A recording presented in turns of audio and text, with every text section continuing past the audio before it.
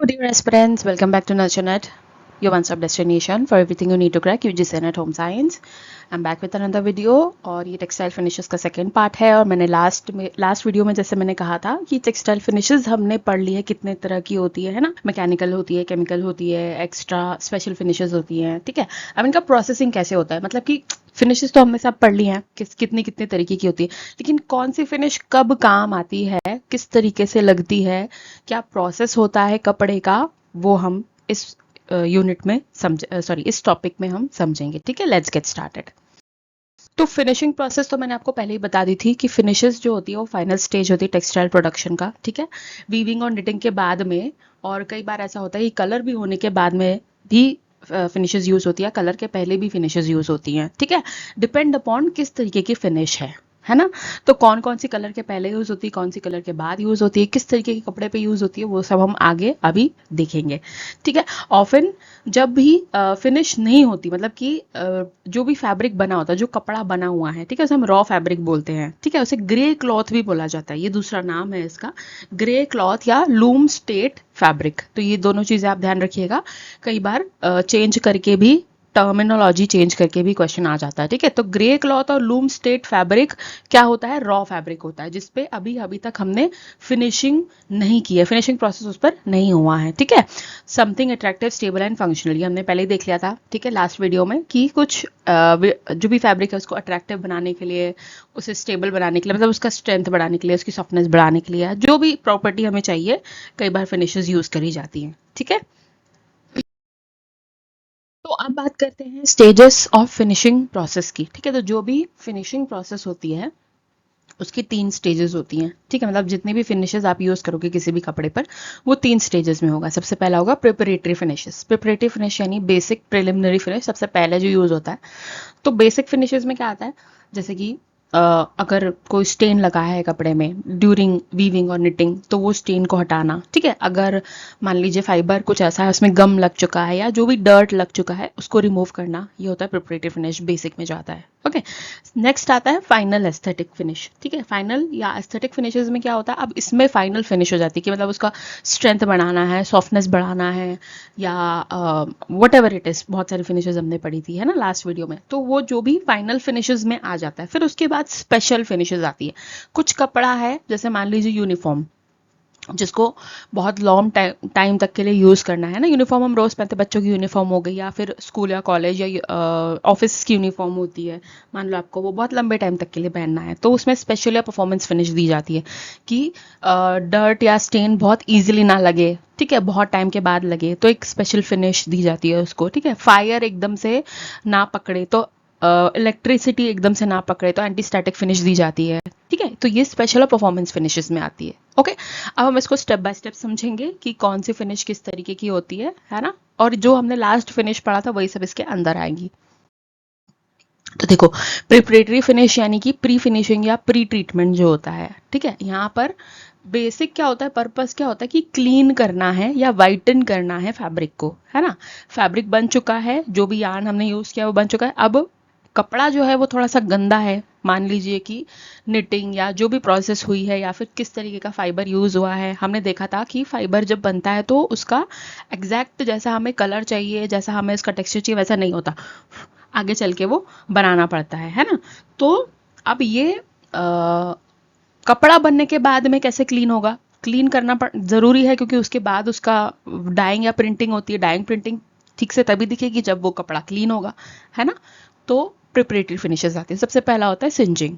सिंजिंग में क्या होता है, ग्रे फैब्रिक, मैंने कहा था आपको ये टर्म आप याद रखना कि रॉ फैब्रिक जो होता है उसे ग्रे फैब्रिक या लूम स्टैटिक फैब्रिक भी बोलते हैं। ठीक है, तो जो ग्रे फैब्रिक होता है उसे रैपिडली पास किया जाता है ओवर गैस फ्लेम और हीटेड कॉपर प्लेट्स। ठीक है, रैपिडली मतलब बहुत जल्दी से, ऐसा नहीं कि रख के रखें जल जाएगा पूरा कपड़ा। ठीक है, तो जल्दी से उसे एक गैस फ्लेम के ऊपर से या फिर हीटेड कॉपर प्लेट के ऊपर से निकाला जाता है, जिससे कि प्रोट्रूडिंग फाइबर्स जो होते हैं, जैसे आपने देखा होगा छोटे छोटे बॉल्स बन जाते हैं ना थोड़े टाइम के बाद में।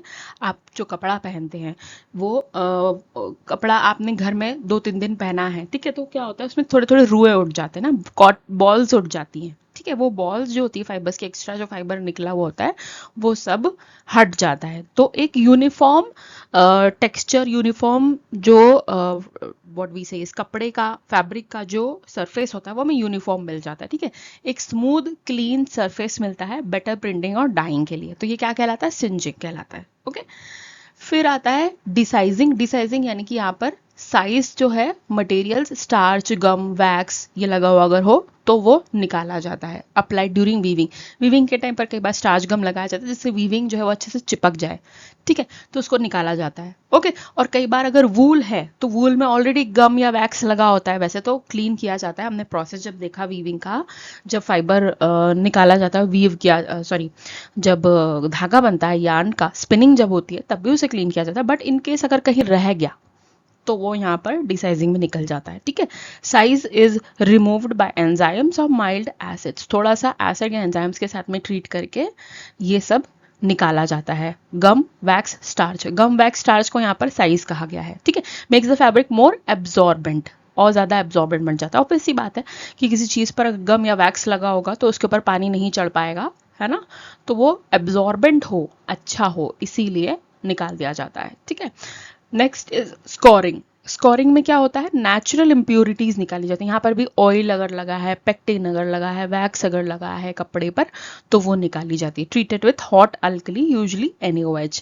सोडियम हाइड्रोक्साइड के साथ में ट्रीट किया जाता है, और जो नेचुरल इम्प्योरिटीज होती हैं वो सब निकाल दी जाती है। ठीक है, ब्लीचिंग में क्या होता है? Natural colouring matter. ठीक है, डिस्ट्रॉयज नेचुरल कलरिंग मैटर। मतलब अगर नेचुरल कलरिंग मैटर है, मतलब कि कई बार ऐसा होता है कि जैसे वाइट बेस है, ठीक है, तो आपने वूल यूज़ किया, वूल थोड़े टाइम के बाद में अपने आप कलर चेंज करता है और थोड़ा सा पेल येलो कलर आ जाता है। ठीक है, उसको हटाने के लिए ब्लीचिंग करी जाती है कि ये सारे जो नेचुरल कलरिंग मैटर्स है वो हट जाए और जो कलर हमने रखा है वो वैसा ही रहे। ठीक है, तो एक वाइट बेस मिल जाता है डाई करने के लिए, प्रिंट करने के लिए। कॉमन ब्लीचिंग एजेंट क्या होता है? हाइड्रोजन पेरोक्साइड और सोडियम हाइपोक्लोराइड। ठीक है, तो कई बार ऐसे क्वेश्चन भी आते हैं कि कौन सी ब्लीचिंग एजेंट्स है, आप इसको भी ध्यान में रखिएगा अपने। हाइड्रोजन पेरोक्साइड H2O2 और सोडियम हाइपोक्लोराइड। ठीक है, फिर आता है मर्सराइजेशन। मर्सराइजेशन स्पेसिफिकली कॉटन के लिए यूज होता है। ठीक है, fabric is treated with strong caustic soda under tension. ये हमने लास्ट क्लास में भी पढ़ा था मर्सराइजेशन, है ना, ये एक केमिकल फिनिश है। ओके, तो फैब्रिक को कास्टिक सोडा के अंदर अंडर टेंशन यानी खींच कर, ठीक है, टेंशन बनाया जाता है मतलब खींच कर उसको कास्टिक सोडा में धोया जाता है। तो इससे लस्टर, स्ट्रेंथ और डाई अपटेक अच्छा हो जाता है, मतलब बहुत अच्छा कलर चढ़ेगा अब उस कॉटन के ऊपर आगे चल के। ठीक है, इस स्टेप के बाद में fabric is known as prepared for dyeing. मतलब ये स्टेप करने के बाद में अब फैब्रिक जो है वो डाइंग या प्रिंटिंग के लिए तैयार हो चुका है। ठीक है, अब नेक्स्ट तो हमारा फंक्शनल एस्थेटिक फिनिश था, यानी फाइनल फिनिश जो होती है। तो इसके अंदर आता है केमिकल फिनिशेस और मैकेनिकल फिनिशेस जो हमने लास्ट क्लास में पढ़ी थी। ठीक है, मतलब कि प्रिपरेटरी फिनिशेस होने के बाद में होता है फाइनल फंक्शनल और एस्थेटिक फिनिशेस आती है। हाँ, फाइनल फिनिशेस भी बोलते हैं इसको। ठीक है, मैकेनिकल में आपको याद होगा हमने पढ़ा था कैलेंडरिंग। ठीक है, फिर रेजिंग एंड नैपिंग। रेजिंग और नैपिंग सेम टर्म है, अलग अलग नाम से आ सकते हैं, इसको ध्यान रखिएगा। रेजिंग या नैपिंग या बहुत से लोग सिजिंग या गिजिंग भी बोलते हैं इसको। गिगिंग, गिजिंग, सिजिंग, ऐसे अलग अलग नाम इसको दिए गए हैं रेजिंग या नैपिंग को। ठीक है, फिर है सैनफोराइजेशन। आई थिंक ये भी हमने लास्ट पढ़ा था। हीट सेटिंग, शेयरिंग, ब्रशिंग, ये भी हमने पढ़ा था, है ना। कैलेंडरिंग में क्या होता है? स्मूथ ग्लॉसी इफेक्ट दिया जाता है। बड़े बड़े हीट रोलर्स जो होते हैं उनके नीचे से कपड़े को निकाला जाता है जिससे एक स्मूथ टेक्सचर मिल जाए। कई बार कुछ ऐसे रोलर भी होते हैं जिससे सिल्क लाइक स्ट्रक्चर भी मिलता है ना, बड़ी बड़ी लाइंस बन के भी आती है कपड़े पर, या 3D इफेक्ट भी बन के आता है। ये हमने पढ़ा था कैलेंडरिंग में। ठीक है, अगर आपको फिर से एक बार रिवाइज करना है तो मैं यहाँ पर आई बटन डाल देती हूँ। लास्ट वीडियो आप देख सकते हैं, फिनिशिंग, टेक्सटाइल फिनिशिंग का फर्स्ट पार्ट, और फिर से आप एक बार उसको रिवाइज कर सकते हैं। नहीं देखा है तो देखिए, इस टॉपिक को ज़्यादा अच्छे से समझ पाएंगे अगर आपने पहला टॉपिक इसका फर्स्ट पार्ट अगर आपने इसका देख लिया तो। ठीक है, सॉरी, फिर हम देखेंगे रेजिंग और नैपिंग। रेजिंग और नैपिंग में हमने क्या देखा था कि जो फजी स्ट्रक्चर होता है, पीछे भी हमने इसको डिस्कस किया था कि जो सॉफ्ट बॉल्स बन जाती है, जो एक दो क्या कहते हैं जो कुछ ऐसे कपड़े होते हैं जिसमें आप थोड़ा सा मखमल का टेक्सचर आप देखते हो ना, जैसे हाथ लगाते हो तो आपको लगता है वाह बड़ा सॉफ्ट है, ठीक है। तो इसमें भी क्या होता है, इसमें भी एक रोलर होता है बट यहाँ पर वायर्स लगे होते हैं। तो वायर क्या करते हैं, छोटे छोटे जो फाइबर्स होते हैं उनको ऐसे ऊपर की तरफ उठा देते हैं, निकाल देते हैं, तो एक हमको फजी सरफेस मिलता है, ठीक है। फ्लैनल और फ्लीस एग्जाम्पल इसमें दिया, फ्लैनल और फ्लीस कपड़ा रेजिंग या नैपन से बनता है, ठीक है। सेंफोराइजिंग, सेंफोराइजिंग में प्री श्रिंक कॉटन को कंट्रोल किया जाता है, ठीक है। उसको पहले कपड़ा बन जाने के बाद में, फैब्रिक बन जाने के बाद में उसे श्रिंक किया जाता है, ताकि जब अपीरल बने, जब शर्ट बने, टॉप बने या कपड़ा जो भी बने, उसके बाद में वो श्रिंक ना हो। ओके। हीट सेटिंग में क्या होता है, स्टेबलाइज किया जाता है, सिंथेटिक हीट सेटिंग ज़्यादातर सिंथेटिक फैब्रिक में होता है, ठीक है। तो हीटिंग से अंडर टेंशन हीटिंग करी जाती है, ताकि बाद में अगर उसमें हीट लगे तो वो सिकुड़ ना जाए, अपना टेक्सचर जो है उसको चेंज ना करे, है ना। शेयरिंग ब्रशिंग में क्या होता है, सरफेस पे फाइबर्स अगर निकले हुए होते हैं एक दो तो उसे रिमूव कर दिया जाता है और एक सरफेस हमें इवन सरफेस मिलता है, ठीक है। पाइल्स जो है उसको इवन कर दिया जाता है। फिर हमने केमिकल फिनिशेस पढ़ा था जिसमें सॉफ्टनिंग आती है, ठीक है। स्मूथनेस देता है सिलिकॉन फैटी एसिड यूज करके, स्टिफनिंग स्टार्चिंग होती है, adds body to light fabric, ठीक है। तो कई बार कोई ऐसे कपड़ा जैसे मान लीजिए कॉटन है, वो बहुत जल्दी क्रिम्प हो जाता है, बहुत जल्दी उसमें सेल पड़ जाते हैं तो उसमें स्टिफनिंग या स्टार्चिंग होती है, ठीक है। क्रीज रेजिस्टेंस, क्रीज रेजिस्टेंस में रेजिन यूज किया जाता है, रिंकल्स प्रिवेंट करते हैं। Anti proofing, water proofing, water repellent finishes में क्या होता है, अगेंस्ट मॉइस्चर प्रोटेक्ट किया जाता है, ठीक है। जैसे कुछ कपड़े होते हैं जैसे रेन कोट हो गया या बूट्स हो गए, ठीक है, बारिश में पहनने वाले, या व्हाट वी से इज स्नो बूट्स जिसको हम कहते हैं, है ना, जिसमें पानी सोक नहीं होता है, तो वो वाटर प्रूफिंग वाटर रेपेलेंट से बने होते हैं। एंटी माइक्रोबियल फिनिश, बैक्टीरिया और फंगस की ग्रोथ को रोकते हैं। फ्लेम रिटार्डेंट फिनिश, फ्लेमेबिलिटी को रोकते हैं, जैसे बच्चों के कपड़े, उसमें जल्दी से आग नहीं लगनी चाहिए, ठीक है। फिर स्पेशल फिनिशेस आती है। स्पेशल फिनिशेस मतलब ये सब हो चुका है अब, और उसके बाद में अब स्पेशल फिनिशेस में आई थिंक ये भी हमने लास्ट पढ़ा था, पीच फिनिश हमने पढ़ा था लास्ट भी, और भी बहुत सारे जो हैं जो छूट गए थे वो भी हम यहाँ कवर कर लेंगे, मैंने कहा था, है ना। तो स्पेशल फिनिशेस यानी कुछ ऐसे हाई परफॉर्मेंस जिनको स्पेसिफिक अलग कपड़े जो हैं, फैब्रिक जो है, जिससे अलग चीज़ें बनती है, ठीक है, उन पे स्पेशल फिनिशेस यूज होता है। एंटी पिलिंग फिनिश यहाँ पर प्रिवेंट करता है formation of small balls of fibres, ठीक है। Soil release finish helps remove stain easily during washing, okay. तो कुछ ऐसा फिनिश यूज कर दिया जाता है जिसमें कि स्टेन जल्दी से निकल जाता है, तो सॉइल रिलीज फिनिश यूज होता है। Enzyme finish fuzz giving smoothness, fuzz को रिमूव करता है, स्मूथनेस प्रोवाइड करता है, और कलर ब्राइटनेस जो है वो बढ़ाता है, ठीक है। Peach finish fine abrasion surface treatment for suede like feel, suede like feel मैंने आपको बताया था क्या होता है, बड़ा ही पानी की वेव जैसा एक टेक्सचर बनाया जाता है, ठीक है, उसको पीच फिनिश बोलते हैं। तो बहुत ही स्मूथ सा, आपने सोफे के कवर में और सोफे में देखा होगा कि बड़ा ही स्मूथ सा टेक्सचर है, वो शाइनी सा और वेव लाइक स्ट्रक्चर जो बनता है उसमें। Plasma nano finish modern eco friendly surface modification होता है इसमें, ठीक है। अब सीक्वेंस क्या है हम एक बार देख लेते हैं। टेक्सटाइल मिल में सीक्वेंस कैसे होता है, सबसे पहले ग्रे फैब्रिक का इंस्पेक्शन होता है, अच्छे से चेक किया जाता है ठीक से बना है नहीं बना है, उस हिसाब से फिर आगे उन पर फिनिशेस होती है। सिंजिंग होगी, ठीक है, फर्स्ट रिमूव होगा, डिसाइजिंग होगी, साइज मटेरियल यानी कि गम वैक्स वगैरह अगर लगा होगा तो वो क्लीन होगा, ठीक है। स्कोरिंग होगी, अगर ऑयल लगा है, कहीं पर कोई नेचुरल स्टेन लगा हुआ है वो रिमूव होगा, ठीक है। ब्लीचिंग होगी, वाइट किया जाएगा, मर्सराइजेशन होगा, अगर कॉटन का कपड़ा है तो मर्सराइजेशन होता है, ठीक है। फिर डाइंग और प्रिंटिंग होती है, डाइंग प्रिंटिंग के बाद में फिर मैकेनिकल और केमिकल ट्रीटमेंट्स आते हैं, फिर ड्राइंग और क्यूरिंग होता है, फिर इंस्पेक्शन फोल्डिंग पैकिंग ये लास्ट होता है, ठीक है। अब अप्लाइंग फिनिश कैसे कैसे होती है, कि क्या क्या मेथड से अप्लाई होता है, फिनिशेस अप्लाई होता है वेरियस मेथड से, फैब्रिक किस तरीके का है उससे भी डिपेंड करता है, अलग अलग तरीके यूज किए जा सकते हैं, ठीक है। सबसे पहला है पैडिंग, ठीक है। पैडिंग में क्या होता है, फैब्रिक को पास करते हैं through a solution of finish and squeeze rollers. अब आपने सॉल्यूशन तो लगाया है उसको, मतलब जो भी हमने फिनिश लास्ट देखा था, ठीक है, मान लो कास्टिक सोडा में धो दिया, लेकिन अब उसको कैसे, प्रोसेस को क्या कहेंगे, पैडिंग प्रोसेस कहेंगे, कि सॉल्यूशन जो हमारा कास्टिक सोडा है उसमें हमने कॉटन को डुबोया, उसके बाद में उसे स्क्वीज रोलर में डाल दिया, हो गया, ठीक है। एग्जॉस्टिंग होती है, फैब्रिक को immerse fabric is immersed in a bath containing chemicals like dyeing. ठीक है, जब डाइंग होती है तो एग्जॉस्टिंग कहलाता है। मतलब मान लो कि अगर मुझे कोई व्हाइट कपड़ा को रेड कलर करना है तो मैं क्या करूंगी, एक बहुत बड़े से बर्तन में कलर मिक्स करूंगी और फिर उसमें वाटर में या जो भी कोई केमिकल होता है उसमें डाल के डुबो के और फिर मैं उसे सुखा दूंगी। ठीक है, स्प्रेइंग से फिर क्या होता है, chemicals are spread into the chemical surface, fabric surface. तो यहाँ पर केमिकल को स्प्रे करके किया जाता है। मतलब बहुत ज़्यादा अगर कोट नहीं करना है, मुझे बहुत मिनिमम अमाउंट में कोई केमिकल अगर कोट करना है तो मैं स्प्रे से करूंगी। ठीक है, फिर आता है कोटिंग, लेयर ऑफ पॉलीमर और resin applied for water proofing. ठीक है, अब कोटिंग कैसे होती है आपको पता होगा, इसमें हम डुबाते नहीं है, इसमें हम क्या करते हैं, कपड़े को रख के उसके ऊपर डालते हैं रेजिन या पॉलीमर और उसे अच्छे से ब्रश से फैलाते हैं, ये होती है कोटिंग। ठीक है, foam finishing, finish is applied as foam to save water and chemicals. ठीक है, तो कुछ ऐसे केमिकल्स भी होते हैं जिसमें फोम के फॉर्म में यूज किया जाता है, जिसमें वाटर और केमिकल का बचाव होता है। ठीक है, आप नॉर्मल अगर बात करवाओगे तो केमिकल वाटर ज्यादा लगेगा, बट अगर फोम फॉर्म में होता है तो केमिकल वाटर बहुत कम लगता है, झाग बन जाता है ना, तो झाग के फॉर्म में बहुत कम यूज होता है। तो ये अलग अलग मेथड्स हैं जिससे फिनिशेस अप्लाई करी जाती है। ठीक है, पैडिंग हो गया, सोल्यूशन में डुबाया और स्क्वीज रोलर में डाल दिया। एग्जॉस्टिंग हो गया, यहाँ पर बाथ जो है कराया, मतलब एक कप कंटेनर में मैंने केमिकल या पानी लिया, उसे मैंने डुबोया और फिर मैंने उसे सुखा दिया।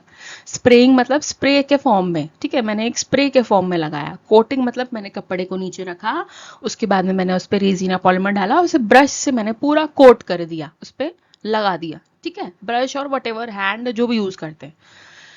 फोम फिनिश में फोम के फॉर्म में झाग बना करके मैंने लगाया। ठीक है, समझ में आया? अब देखो, फिनिश हो गया, सब कुछ हो गया, अब क्या होता है, उसके बाद में होता है ड्राई। ड्राई किया जाता है हॉट एयर या फिर सिलेंडर, बड़े बड़े हॉट एयर व्हाट वी से इज ड्रायर्स यूज किए जाते हैं या सिलेंडर्स यूज किए जाते हैं, जिससे फैब्रिक को सुखाया जाता है। क्योर्ड यानी कि जैसे रेजिन फिनिश होती है। ठीक है, तो रेजिन फिनिश में हीट पॉलीमराइजेस द केमिकल, तो हीट से रेजिन को सुखाया जाता है। मतलब नॉर्मल टेम्परेचर पर नहीं सूखेगा, हीट से ही रेजिन सूखेगा, हीट लगाओगे आप उस पर तब सूखेगा। ठीक है, इंस्पेक्टेड एंड टेस्टेड, उसके बाद इंस्पेक्ट किया जाता है, टेस्ट किया जाता है। मतलब जो भी आपने फिनिश यूज करी है वो प्रॉपर लगी है नहीं लगी है, ट्रीट हुआ है नहीं हुआ है कपड़ा, वो चेक करना भी जरूरी है। ठीक है, तो इंस्पेक्ट करेंगे, टेस्ट करेंगे, हैंड फील से, परफॉर्मेंस से, यूनिफॉर्मिटी से चेक करेंगे, उसके बाद आगे बढ़ेगा। ओके, सो अब हम क्वेश्चन डिस्कस करेंगे। जल्दी से आप अपना पेन पेपर उठा लीजिए, डायरी जो भी आपके पास में नोट्स है उस पर उठा लीजिए। ठीक है, और क्वेश्चंस मैंने last year question paper PYQ से उठाए हैं। ठीक है, तो ये रिलेटेड है पूरा का पूरा फिनिश टेक्सटाइल से, जो जो भी क्वेश्चंस हैं, है ना। इजी है बहुत, हम पढ़ चुके हैं, आगे देखते हैं कैसे सॉल्व कर पाते हैं। ठीक है, तो अब देखो, फिनिशेस कौन के पर्पज से मैच करना है। मोस्टली क्वेश्चंस जो है टेक्सटाइल फिनिशेस के वो ऐसे ही आते हैं, क्योंकि बहुत बड़ा टॉपिक है, अलग अलग है, इसीलिए। ठीक है, मर्सराइजेशन है, सेंफोराइजेशन है, स्कोरिंग है, सिंजिंग है, ये फिनिशेस है और इनके पर्पस दिए हुए हैं। Removal of impurities, reduce shrinkage in fabric, removal of फर्स और improve cotton strength of cotton. ठीक है, पहले क्वेश्चन को अच्छे से पढ़ो, मैं बार बार यही बोलती हूँ आपको, पहले क्वेश्चन को ठंडे दिमाग से अच्छे से पढ़ो, क्योंकि आंसर हमें पता होता है बट हम कई बार गड़बड़ कर जाते हैं। ठीक है, कोई बात नहीं। मर्सराइजेशन से क्या याद आता है, कॉटन, क्योंकि मैंने आपसे कहा था कि मर्सराइजेशन मोस्टली कॉटन में यूज होता है। ठीक है, तो यहाँ पर आप देखो कि जब हम लिस्ट 2 की बात करें पर्पस की, तो यहाँ पर आपको कहीं कॉटन दिख रहा है, लास्ट वाले ऑप्शन में दिख रहा है, इंप्रूव स्ट्रेंथ ऑफ कॉटन। ठीक है, तो क्या किया जाता है इसमें, इस प्रोसेस में क्या होता है मर्सराइजेशन में, कि कॉटन को कास्टिक सोडा के साथ में धोते हैं और जिससे उसकी स्ट्रेंथ बढ़ जाए, है ना। तो ए का जो है वो आंसर मेरा तो आ रहा है इम्प्रूव्ड स्ट्रेंथ ऑफ कॉटन, तो ए का मुझे 4 लग रहा है। ठीक है, अब हम देखते हैं चलो कि यहाँ पर A4 कौन सा मैच है, 3 में है और 4 में है, मतलब यहाँ पर हमारे 1 और 2 तो ऑप्शन ही कैंसिल हो जाते हैं, 1 और 2 है ही नहीं। ठीक है, मुझे अभी तक ऐसा लगता है, अगर आपको अलग कुछ लगता है तो आप वो लिख करके रखिए अपने साथ में, हम आगे आंसर चेक करेंगे। ठीक है, तो ए में मुझे लग रहा है कि 4 है, तो सीधी सीधा, क्योंकि यहाँ पे कॉटन मेंशन किया गया है, इंप्रूव स्ट्रेंथ ऑफ कॉटन, सीधा, तो मर्सराइजेशन सिर्फ कॉटन में यूज होता है ना, तो इसलिए मुझे लग रहा है कि 4th है। ठीक है, तो 3 और 4 मेरा आंसर हो सकता है। अब आगे कंफर्म करने के लिए मैं बी पे जाती हूँ, बी पे जाती हूँ अगर मैं, तो सेंफोराइजेशन। सेंफोराइजेशन में क्या होता है, फैब्रिक के श्रिंकेज को रिड्यूस करते हैं, मतलब यहाँ पर पहले श्रिंक किया जाता है फैब्रिक बनने के बाद में। जो भी आपका जिस भी चीज़ से उसे ट्रीट किया, मतलब उसे श्रिंक किया जाता है, ठीक है, ताकि अपेरल बनने के बाद में वो श्रिंक ना हो। तो यहाँ पर मुझे लग रहा है कि बी हो सकता है। चलो एक और चीज़ कंफर्म कर सकते हैं, यहाँ पे 3 आ रहा है अभी तक, तो एक और चीज़ कंफर्म करते हैं। सी है हमारा स्कोरिंग। ठीक है, स्कोरिंग हमने देखा था किसमें, प्रिपरेटरी फिनिशेस में। ठीक है, स्कोरिंग और डिसाइजिंग। डिसाइजिंग में क्या देखा था कि गम वैक्स अगर होता है तो वो रिमूव किया जाता है, और स्कोरिंग में क्या होता है, इम्प्यूरिटीज, ऑयल लगा हुआ है, स्टेन लगा हुआ है, ठीक है, तो वो रिमूव करी जाती है। ठीक है, ऑयल स्टेन क्या है, इम्प्यूरिटीज है, नेचुरल इम्प्यूरिटीज रिमूव करी जाती है, हमने देखा था। ठीक है, तो स्कोरिंग का क्या लग रहा है, 1 लग रहा है मुझे, तो आपको क्या लगता है? ठीक है, तो मेरा आंसर तो अभी तक 3 ही आ रहा है, एक डी और चेक कर लेते हैं। चलो, सिंजिंग में क्या होता है, सिंजिंग में हमने देखा था फर्स्ट वाला, सबसे फर्स्ट वाला प्रिपरेटरी फिनिश में हमने देखा था सिंजिंग, कि यहाँ पर फर्स्ट जो है वो रिमूव किया जाता है, मतलब कि अगर कोई एक्स्ट्रा धागा निकल चुका है, ठीक है, एक्स्ट्रा फाइबर जो है वो निकल के कपड़े से बाहर आ रहा है, तो उसे कट कर दिया जाता है, पाइल को यूनिफॉर्म कर दिया जाता है, इवन कर दिया जाता है। ठीक है, दैट इज कॉल्ड सिंजिंग। ठीक है, तो यहाँ पर आंसर क्या आ रहा है मेरा, ए का है 4, बी का है 2, सी का है 1 और डी का आ रहा है मेरा 3, रिमूवल ऑफ फस। Let's see. करेक्ट। ठीक है, मर्सराइजेशन कॉटन में यूज होता है, कास्टिक सोडा से इंप्रूव करते हैं स्ट्रेंथ, लस्टर और डाई अपटेक, मतलब इसके बाद में उसका कलर बहुत अच्छा चढ़ता है अगर आप डाई करते हो कॉटन पर। तो ठीक है, सैनिफोराइजेशन प्री श्रिंकिंग प्रोसेस होता है, फैब्रिक श्रिंकेज को रिड्यूस करता है। स्कोरिंग में रिमूवल होता है नेचुरल इम्प्योरिटीज का, वैक्स और ऑयल्स। ठीक है, सिंजिंग में burn of surface first for a smooth finish. Okay, अब in which textile finish process the surface fibers are burned off to produce smooth surface? अरे वाह, ये तो अभी मैं भी पीछे पढ़ा है ना, जब सिंजिंग हम पढ़ रहे थे तब हमने पढ़ा कि स्मूथ सरफेस से फर्स्ट को क्लियर किया जाता है उसे बर्न ऑफ करके। तो हमने सिंजिंग में पढ़ा था, है ना, प्रिपरेटरी फिनिश है। सिंजिंग में हमने देखा था कि या तो copper plate, heated copper plate से निकाला जाता है कपड़े को, या फिर एक गैस फ्लेम से निकाला जाता है रैपिडली, जल्दी से, और जितने भी एक्स्ट्रा पाइल के जो फाइबर्स जो निकले होते हैं, बॉल्स जो निकली होती है, वो क्या होती है, फ्लेम में जल के यूनिफॉर्म हो जाती है। ठीक है, तो सिंजिंग हमारा यहाँ पर आंसर है। Let's see. Correct, singeing process, fabric is passed over the flame of heated copper plate to burn off the surface fibres of fuzz. ठीक है, फैब्रिक को एक क्लीन स्मूथ टेक्सचर देता है। ठीक है, ये क्वेश्चन मैंने उठाया जून 2023 से। यहाँ पर इन्होंने पूछा है कि durable press finishes bath include the following chemicals. ये लास्ट वाला जो हमारा वो है, आई थिंक इससे पहले वाला जो लेक्चर है हमारा टेक्सटाइल फिनिशेस वाला, उसमें हमने पढ़ा था कि 3 तरीके की होती है, ड्यूरेबल होती है। ठीक है, ड्यूरेबल, टेम्पररी और परमानेंट, है ना। ड्यूरेबल मतलब थोड़े टाइम के लिए रहने वाली। ठीक है, तो कौन कौन सी है, इसमें इन्होंने पूछा कि किस तरीके के केमिकल्स यूज होते हैं। ठीक है, अब सॉफ्टनिंग एजेंट जो है वो तो हमारा स्पेशल है। यहाँ पर देखो कौन कौन से ऑप्शन है, क्रॉस लिंक रेजिन है, कैटलिस्ट है, सॉफ्टनिंग एजेंट है, वेल्टिंग एजेंट है और ऑप्टिकल ब्राइटनर्स है। ठीक है, तो सॉफ्टनिंग एजेंट जो है वो हमारा आ जाता है केमिकल, उसमें केमिकल फिनिशेस में। ठीक है, जहाँ पर सॉफ्ट किया जाता है कपड़े को, है ना, केमिकल फिनिशेस में आ गया। तो हमने देखा कि केमिकल फिनिश जो होती है वो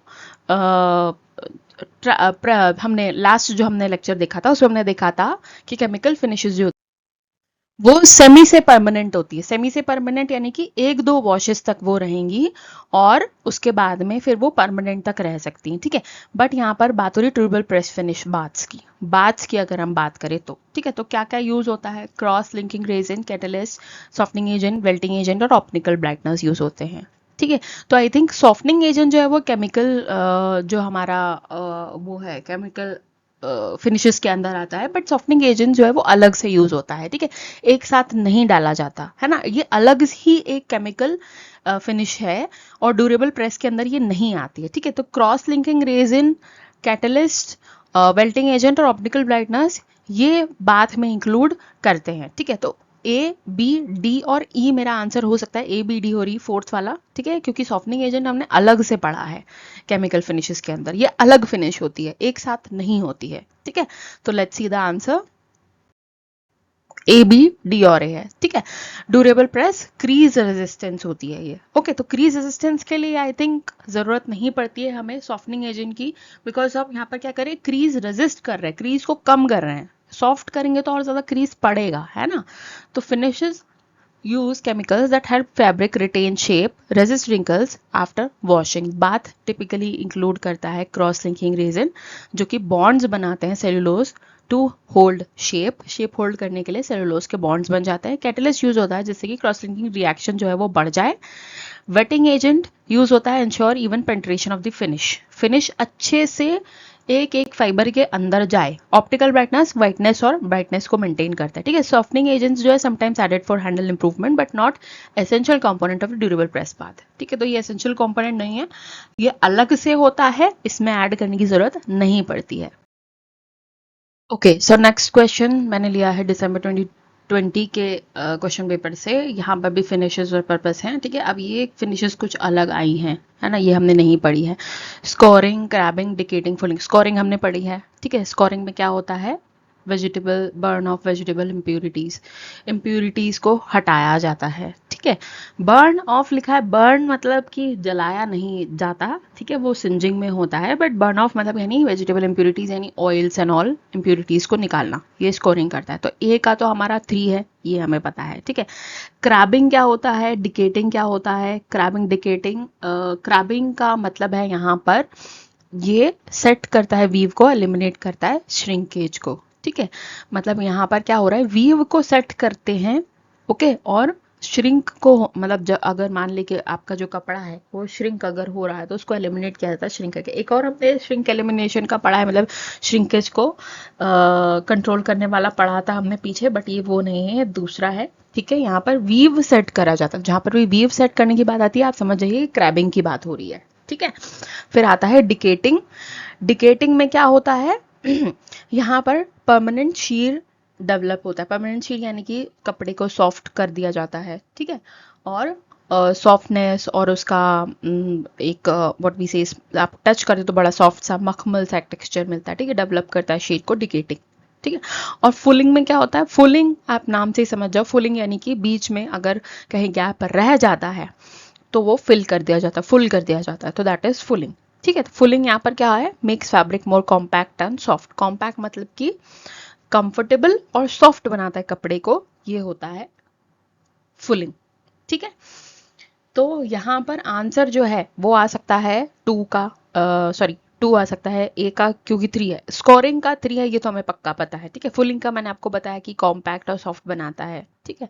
तो यहाँ पर क्या आ रहा है, हमारा 2 आ रहा है आंसर। बी का मैंने आपको बताया था फर्स्ट वाला, sets the weave and eliminate shrinkage, जहाँ पर भी सेट ऑफ वीव की बात होती है आप समझ आइए क्रैबिंग की बात हो रही है। डिकेटिंग में क्या होता है, डेवलप परमानेंट शीर, ठीक है। तो 2 है हमारा answer, yes that is correct, ठीक है। स्कोरिंग में remove natural impurity, wax oils remove जाती है। क्रैबिंग में स्ट्रेट होते हैं, weaver sets the fabric. Crabbing is use mainly in wools में मेनली यूज किया है। तो क्रैबिंग से आपको कुछ ऐसा क्वेश्चन भी उठ करके आ सकता है कि वूल्स में मेनली कौन सा ऐसा फिनिश यूज होता है जहाँ पर डिस्टॉर्शन प्रिवेंट किया जाता है, ठीक है। ऐसा क्वेश्चन भी आ सकता है। फैब्रिक सेट होता है तो क्रैबिंग डालना है आपको वहाँ पर। डिकेटिंग में स्मूथनेस और सॉफ्टनेस इम्पार्ट करता है, ठीक है, मतलब कि शीर प्रोवाइड करवाता है। Decating gives wool fabric a smooth lustrous and soft finish. फिर आता है फुलिंग। फुलिंग में डेवलप्स कॉम्पैक्टनेस एंड वार्मथ, ठीक है। Fulling tightens wool fabric, improve thickness and warmth. Okay, so next question है जून 2019 के क्वेश्चन पेपर से बने लिया है। ये भी वही सेम है कि आपको जो भी फिनिशेस है उनको अपने पर्पसेस से मिक्स मिलाना है, ठीक है। मैच द कॉलम है, मोस्टली इसी तरह के क्वेश्चंस आते हैं, तो आप इसी तरीके से प्रिपरेशन कीजिएगा, ठीक है। Anti static water repellent slip resistance gigging या जुजिंग या सुजिंग, बहुत से नाम होते हैं इसके, गिगिंग, ठीक है। तो एंटी स्टैटिक हमने पढ़ा था, ठीक है। स्पेशल फिनिश है। एंटी स्टैटिक क्या होता है कि करंट या इलेक्ट्रिसिटी जो है उसके गुड कंडक्टर जो होते हैं यानी सिंथेटिक फैब्रिक्स जो होते हैं वो कम किया जाता है, खत्म किया जाता है उसको, ठीक है, कि मतलब इलेक्ट्रिसिटी नहीं ट्रैवल कर पाए जो भी आपका फैब्रिक है उससे इलेक्ट्रिसिटी जल्दी पकड़ ना पाए उसको, ठीक है। तो इससे क्या होगा, आप इससे देखिए यहाँ पर, provide lustre, environmental pollution, create lustre, alters durability, protection finish, provides comfort and safety. I think provide comfort और सेफ्टी होगा, ठीक है, क्योंकि यहाँ पर करंट नहीं होगा तो सेफ्टी होगा, विच इज ऑब्वियस, है ना। तो यहाँ पर सेफ्टी को ध्यान में रखते हुए, मतलब एक वर्ड को मैं उठा रही हूँ कि सेफ्टी को ध्यान रखते हुए मेरा आंसर जो है एंटी स्टैटिक वो 6th वाला हो सकता है, ठीक है। तो यहाँ पर मेरे पास में ऑप्शन जो है ए का 6 सेकेंड वाले में है, ठीक है। तो एक ही है, सिर्फ सेकेंड वाले में ही है, बाकी और कंफर्म आगे हम कर लेते हैं, ठीक है। वाटर रेपेलेंट में क्या होता है, यानी पानी जो है वो इजीली एब्जॉर्ब नहीं हो पाता, है ना। पानी जो है वो आपके कपड़ों के आर पार नहीं होगा, है ना, जैसे कि रेन कोट्स में होता है, ठीक है। तो एक प्रोटेक्टिव फिनिश है, ठीक है, एक तरीके से एक प्रोटेक्शन है, ओके। तो यहाँ पर मुझे बी का जो है वो 5th लग रहा है, protection finish, which is water repellent, protective finish है ये। स्लिप रेजिस्टेंस, स्लिप के वर्ड से ही आप समझ जाओ, स्लिप रेजिस्टेंस यानी कि यहाँ पर क्या होगा कि जो भी हमारा कपड़ा है, ठीक है, वो स्लिप नहीं होगा, यानी कि धागे जो हैं उसके खिंचाएंगे नहीं, एक दूसरे में अच्छे से वीव होंगे, एक दूसरे में अच्छे से निट होंगे, ठीक है, एक दूसरे से फिसलेंगे नहीं, स्लिप नहीं होंगे, ठीक है। तो ये स्लिप रेजिस्टेंस है, इसीलिए क्या होगा, ज्यादा लंबे समय तक चलेगा, ठीक है। ऑल्टर्स ड्यूरेबिलिटी, ड्यूरेबिलिटी यानी लंबे समय तक चलना, ठीक है। तो यहाँ पर सी का क्या आंसर आ रहा है, 4th वाला आ रहा है, ऑल्टर्स ड्यूरेबिलिटी है मेरा आंसर, देखो, ठीक है। और डी है गिजिंग, ठीक है, गिगिंग या गिजिंग या जिगिंग, जो भी आप नाम, जैसे भी आप इसको पढ़ना चाहते हो पढ़ सकते हो, गिगिंग, ठीक है। इसका मैंने बताया था एक और नाम होता है जिसको हम नैपिंग या रेजिंग भी बोलते हैं, ठीक है। और नैपिंग और रेजिंग में क्या होता है, वायर्ड रोलर से कपड़े को निकाला जाता है जिससे कि उसमें एक फजी टेक्सचर आपको मिले, एक सॉफ्टनेस मिले, ठीक है। तो ये क्या करता है, प्रोवाइड्स लस्टर, प्रोवाइड्स लस्टर भी हो सकता है, क्रिएट लस्टर भी हो सकता है। मुझे लग रहा है कि क्रिएट लस्टर होगा, क्योंकि ये क्रिएट करता है, बनाता है लस्टर को। लस्टर का मतलब होता है एक सॉफ्ट कपड़ा बनाना, ठीक है, एक सॉफ्टनेस देना कपड़े को। तो यहाँ पे सॉफ्टनेस कौन दे रहा है, जिजिंग दे रहा है, रेजिंग या नैपिंग जिसका दूसरा नाम है, ठीक है। तो मैंने आपको बताया रेजिंग और नैपिंग में क्या होता है, तो क्रिएट लस्टर होगा, आप चेक कर लो, या तो 1 होगा या 3 होगा, अगर 1 और 3 डी में नहीं है तो 3 होगा, 3 दिया हुआ है, 3 है, ठीक है। तो 2 है मेरा आंसर। नाउ लेट्स चेक, सही है ना। Anti static provide comfort and safety, क्योंकि एंटी स्टैटिक फिनिश क्या करती है, स्टैटिक इलेक्ट्रिसिटी को इंप्रूव करती है, रिड्यूस करती है, ठीक है, जिससे वेयरर को एक कंफर्ट और सेफ्टी मिलता है। वाटर रिपेलेंट प्रोटेक्टिव फिनिश है, क्योंकि पानी से बचा रहा है, मॉइस्चर से बचा रहा है, ठीक है। आप क्या करते हो, पानी से बचने के लिए, प्रोटेक्ट होने के लिए रेनकोट पहनते हो ना, तो प्रोटेक्टिव फिनिश है।